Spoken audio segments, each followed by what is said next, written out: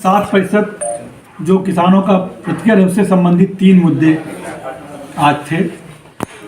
एक, अभी हम जो किसानों का जो प्रतिकर देते हैं वो जो फार्म 11 में जितने लोगों के नाम हैं उनके नाम संयुक्त रूप से देते हैं।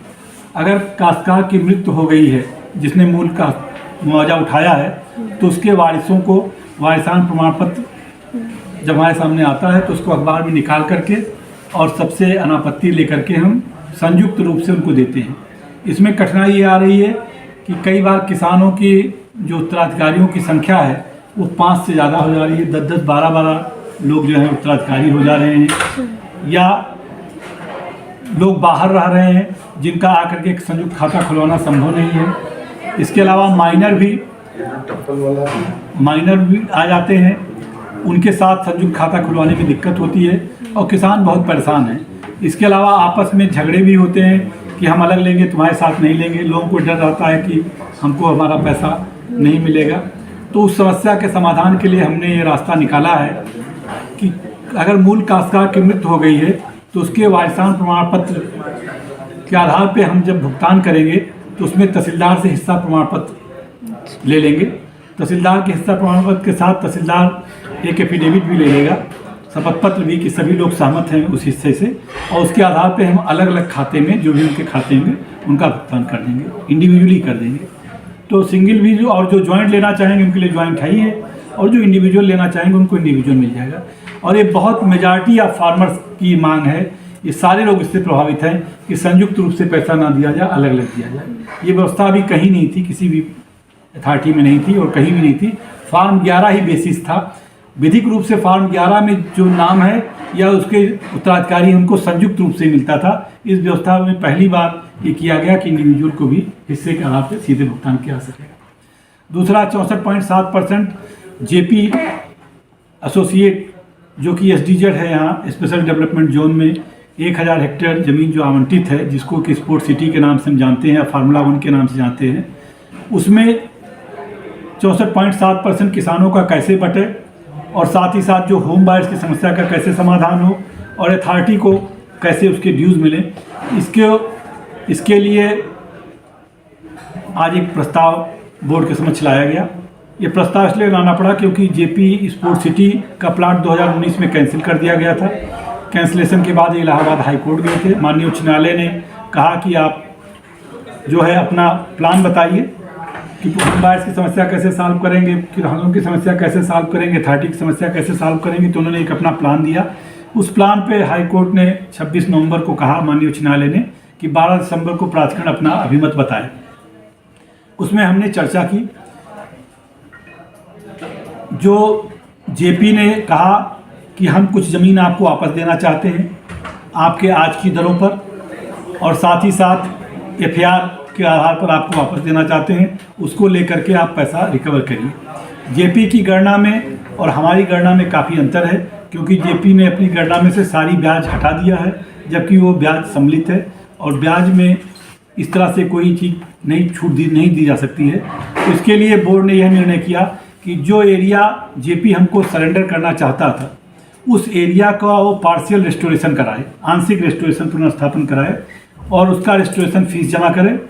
रेस्टोरेशन फीस जमा करके 90 दिन के अंदर अपफ्रंट इस प्लाट को बेच करके, इसमें कुछ हिस्सा कमर्शियल है, कुछ हिस्सा ग्रुप हाउसिंग का है और ये फार्मूला 1 से लगा हुआ है और एक्सप्रेस वे के सामने की ज़मीन है, इसको बेच करके किसानों का 64.7% अपफ्रंट दे दे। सप्लायर्स को हमने उनका कैंसिल ही नहीं किया है, इसलिए उसमें रेस्टोरेशन का कोई सवाल ही नहीं है।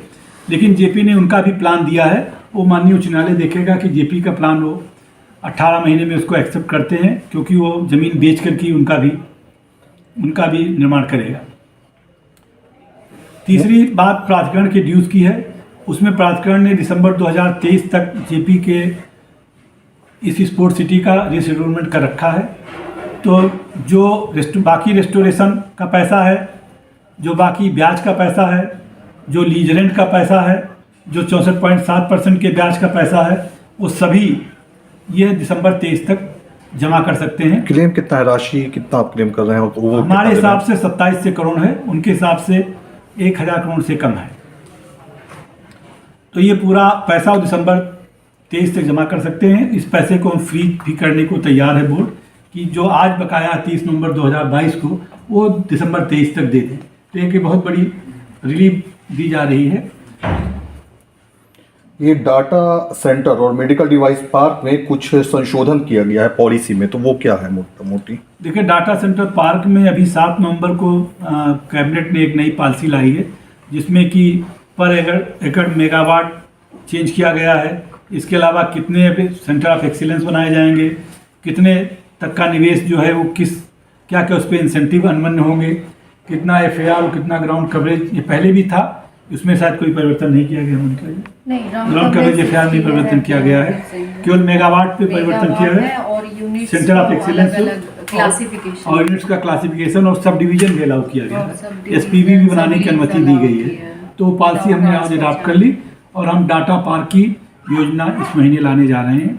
अगले 1 हफ्ते से 10 दिन के अंदर डाटा पार्क की योजना लाएंगे, जिससे ग्लोबल इन्वेस्टर समिट के लिए हम जो हमारा लक्ष्य है 60,000 करोड़ का, वो जुटा सकें।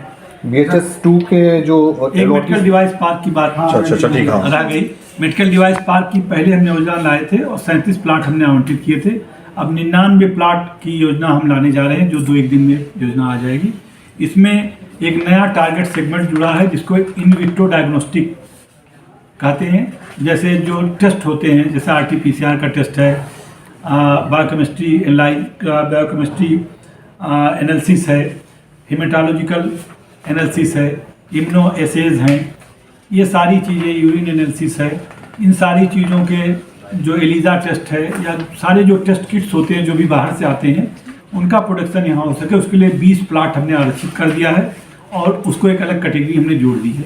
इसके अलावा बाकी में भी जो कैंसर और इमेजिंग के जो सेक्टर हैं, इम्प्लांट के सेक्टर हैं, उनके लिए अलग अलग नंबर भी निर्धारित कर दिए हैं, जिससे कि इसके मेडिकल डिवाइस पार्क में सभी तरह की इंडस्ट्री आवे, केवल एक स्पेसिफिक इंडस्ट्री और उसी के केवल जो है उद्यमी ना आके रह जाए।